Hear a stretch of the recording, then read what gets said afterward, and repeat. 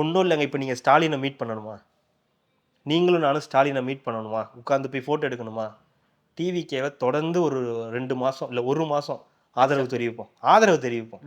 நல்ல ஆதரவு தெரிவிச்சுட்டு ஒரு 2-3 நாள் தொடர்ந்து வீடியோ போட்டு டிவிகே சரியில்லை அப்படி இப்படின்னு சொல்லிட்டு திமுகவுக்கு போய் ஜாயின் பண்ணீங்கன்னா நேரடியாக ஸ்டாலின் பக்கத்தில் உட்காந்து ஃபோட்டோ எடுக்கலாம். விஜய்கிட்டேருந்து நீங்கள் வரீங்களா? நேரடியாக வாங்க.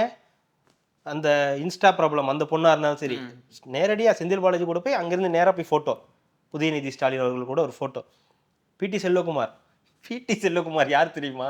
விஜயோட மேலாளர் தான். ஆனால் அதுக்கு முன்னாடி ஒரு கட்சியில் இருந்தார். கேள்விப்பட்டீங்களா? பெரிய கட்சி அது 2021 காங்கிரஸ் டார்ச் லைட்டு மக்கள் நீதி மையத்தில் கேண்டிடேட்டாக இருந்திருக்காரு. வேட்பாளர் தேர்தலில் வேட்பாளராக இருந்தவர்.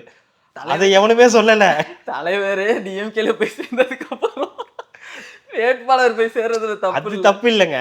தலைவர் போய் சேர்ந்துட்டாரு, பின்னாடியே எம்ப்ளாயும் போயிட்டாருன்னு வச்சுங்க, அது ஓகே. ஆனால் ஒருத்தன் கூட இவர் மக்கள் நீதி மைய வேட்பாளர்னு சொல்லவே இல்லை.